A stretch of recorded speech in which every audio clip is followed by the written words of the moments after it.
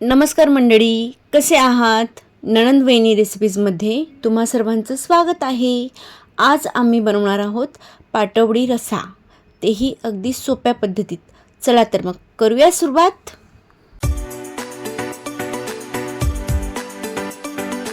पाटवडी रस्सा बनवण्यासाठी आपल्याला मसाला तयार करून घ्यायचा आहे. आधी त्यासाठी आपण बारीक लांब आकाराचे कांदे कापून घेतले, ते भाजून घेतले आहेत. त्यानंतर लांब खोबरे कापून घेतले, तेही भाजून घेतलं आहे. एक बारीक चिरलेला टमाटर, लसूण, अद्रक, जिरे, धना पावडर, चटणी आणि मसाला आणि चवीनुसार मीठ. आता आपण या सर्व पदार्थांचा मसाला करून घेऊया. आधी आपण खोबरं मिक्सरमधून काढून घेऊया. त्यानंतर कांदा, टमाटर, अद्रक, लसूण छान त्यांचीही पेस्ट करून घेऊयात.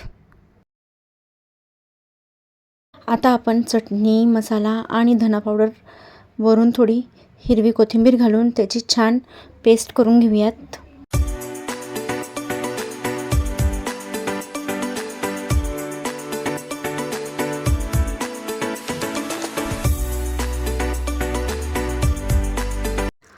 बघा आता आपला मसाला किती छान झाला आहे. वा, मस्त. आता आपण फोडणीला सुरुवात करूया. आता आपण पुढील कृती करूयात. एका पॅनमध्ये 2 ते 3 पळी तेल घालून तेल छान गरम झालं की त्यात तेजपान आणि मिक्सरमधून वाटून घेतलेला मसाला घालून छान परतून घेऊयात.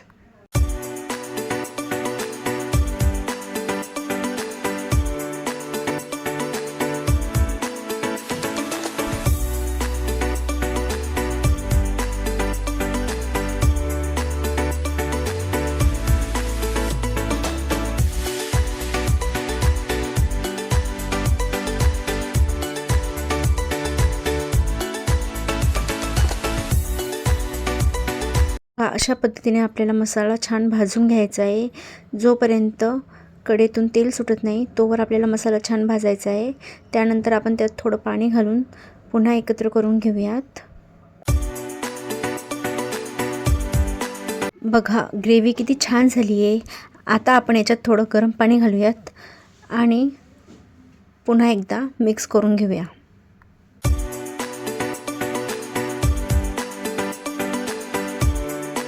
बघा किती छान झालेलं आहे. आता आपण यात थोडं आळण घालूयात, म्हणजे जास्त पातळ नको व्हायला आपली भाजी. हे डाळींचं पीठ आहे जे भाजून घेतलेल्या होत्या आणि मिक्सरमधून बारीक करून त्याची पावडर बनवून घेतलेली होती. आता थोडं गरम पाणी मिक्स करून त्याची छान स्लरी बनवून घेऊया आणि आपल्या उकळत्या भाजीत घालून छान मिक्स करून घेऊयात. जर यात आळण घातलं तर आपली भाजीला छान दाटसरपणा येतो. चला तर मग आता आपण पाटोळ्यांची कणिक मळूया. आता आपण एका ताटात थोडं पाणी टाकूयात.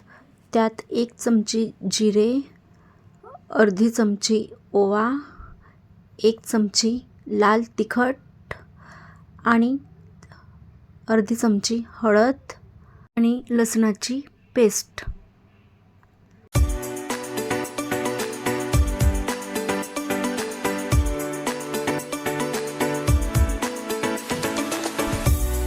चवीनुसार मीठ. हे सर्व मिश्रण छान एकत्र करून घेऊयात आणि नंतर त्यात डाळीचे पीठ घालून छान कणिक मळून घेऊयात.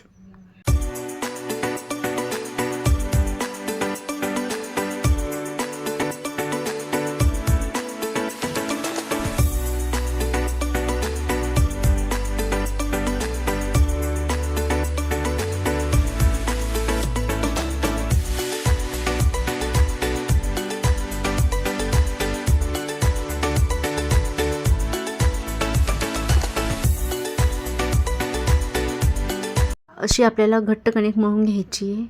बघा कणिक मळून झाली. आता आपण थोडं 1 पळी तेल घालून कणिक पुन्हा छान नरम करून घेऊयात आणि आपल्या कणकेचे 2 पार्टमध्ये डिवायडेशन करून एक करून बेसनाच्या पिठातच डीप करून छान लाटून घेऊयात.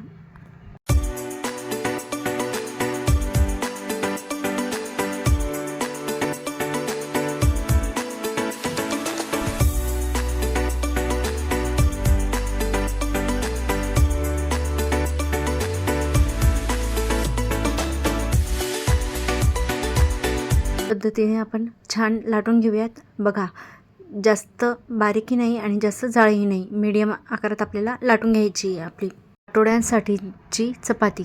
चला तर मग आता आपण याचे पीसेस करून घेऊयात. असं आपल्याला उभ्या रेषा करायच्या आहेत, त्यानंतर आडव्या रेषा करायच्या आहेत, छान पाटोड्या पाडून घ्यायच्या आहेत.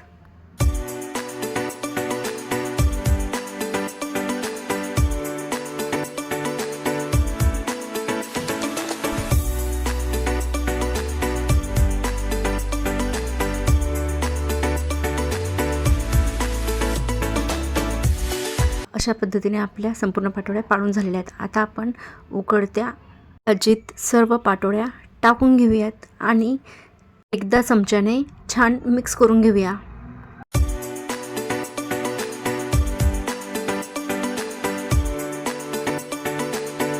आता आपण थोडं मीठ घालून घेऊयात आणि चमच्याने पुन्हा एकदा मिक्स करून घेऊया. बघा, आपल्या भाजीला किती छान तरी आली आहे. आता आपण यात थोडी कोथिंबीर घालूयात आणि पुन्हा एकदा कालवून घेऊयात.